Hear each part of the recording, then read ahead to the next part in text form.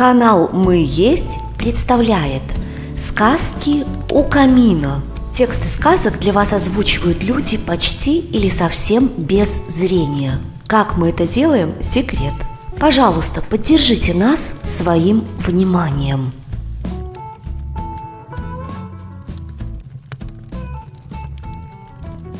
Андрей всех мудрей. Белорусская сказка. Автор – народ. Жил один пытливый хлопец, Андрей. Хотел он все знать. Куда ни глянет, что не увидит, обо всем людей расспрашивает, обо всем выведывает. Плывут по небу облака. Откуда они взялись и куда плывут? Шумит за деревней река. Куда течет? Растет лес. Кто его посадил? Почему у птиц крылья? Всюду вольно летают, а у человека нет крыльев.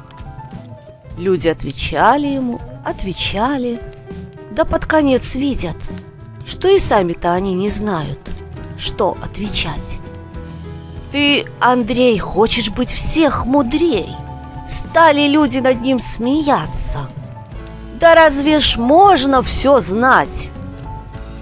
Но не верит Андрей, что нельзя всего знать. Пойду, говорит, к самому солнцу. Оно всюду светит, все видит, все знает.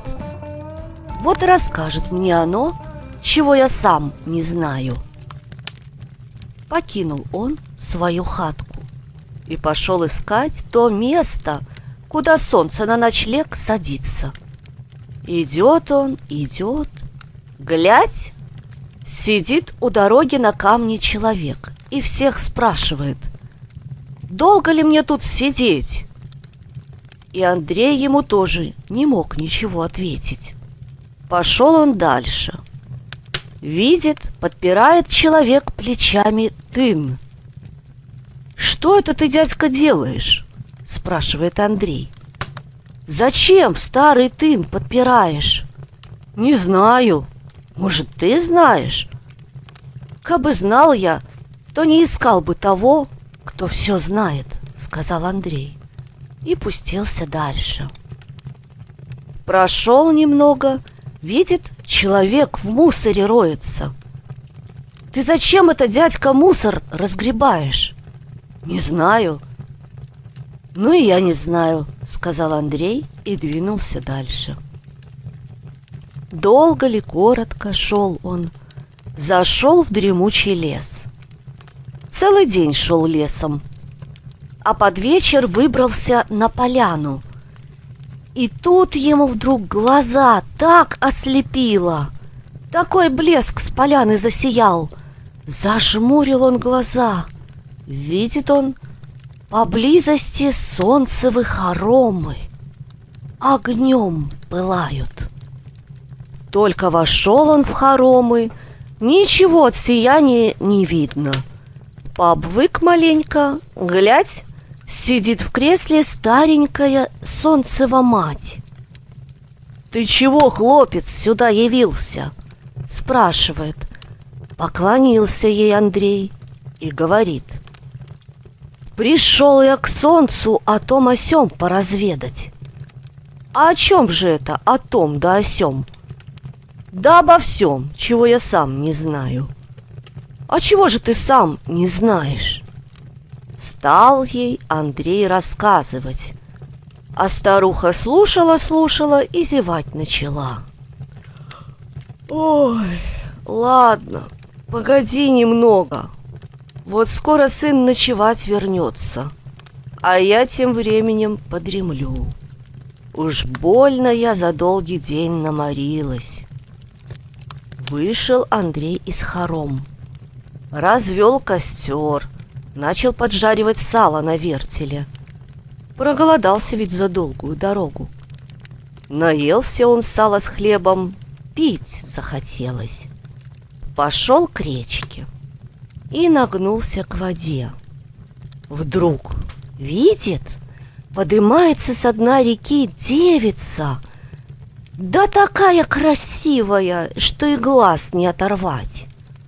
И она тоже на него загляделась. «Не пей воды из речки, а то солнце тебя сожжет», — говорит она. «А мне очень пить хочется». «Ступай за мной». Привела его девица к старому дубу, а из-под него бьет родник чистой студеной воды. Нагнулся Андрей и напился в волю воды родниковой. А тут и солнце начало спускаться с неба в свои хоромы. Надо к нему идти, да не в силах он с красивой девицей расстаться. «Ты ж смотри, не говори солнцу, что здесь меня видел», — сказала девица. Поднялась ввысь и заблестела оттуда ясной звездочкой. Пошел Андрей в хоромы, а там солнце так печет, что аж стены хором потрескивают. Но Андрею хоть бы что, напился он родниковой воды, вот и не может солнце его спалить. Только шапку надвинул на лоб, чтобы глаз не сожгло. Рассказал он солнцу, зачем пришел.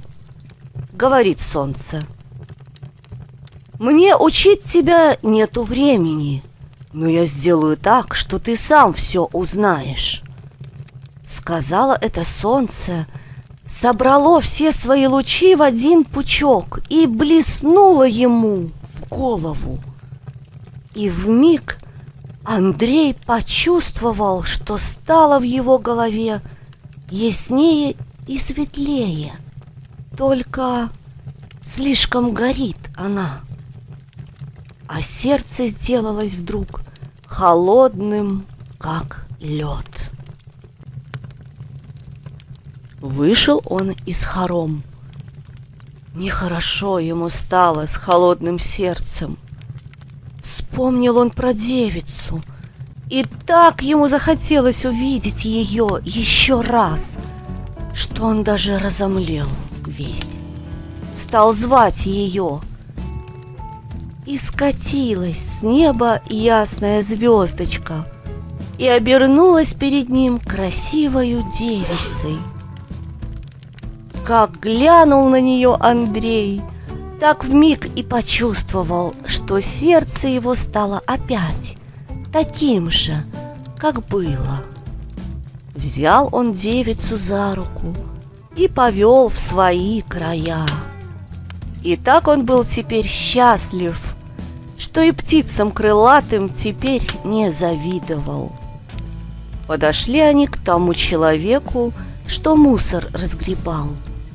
Посмотрел на него Андрей, и все ему стало ясно. «Ты, — говорит он человеку, — ищешь в мусоре потерянные копейки и зря только время тратишь.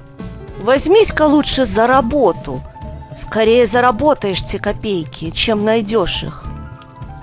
Послушался его человек, начал работать и нажил добро и деньги. Идут они дальше. Увидели человека, что подпирал плечами тын. Посмотрел на него Андрей и говорит: «Не подпирай, человече, то, что сгнило, оно все равно завалится. Сделай-ка ты лучше новый тын». Послушался его человек и поставил новый тын вместо гнилого. Дошли они до человека, что на камне сидит, и не знает, долго ли ему там сидеть. Андрей ему говорит: «Не будь, человече, таким жадным, дай посидеть на этом камне и другим прохожим». Снял Андрей человека с камня и сел сам с девицей, а человек побежал довольный домой. Отдохнули они немного и двинулись дальше в те края, где жил Андрей. И теперь не Андрей у людей обо всем расспрашивает, а люди у него. Так стал Андрей всех мудрей.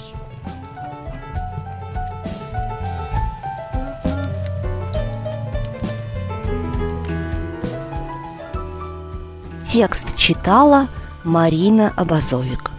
Звукорежиссер и специалист по монтажу Леонид Абазовик.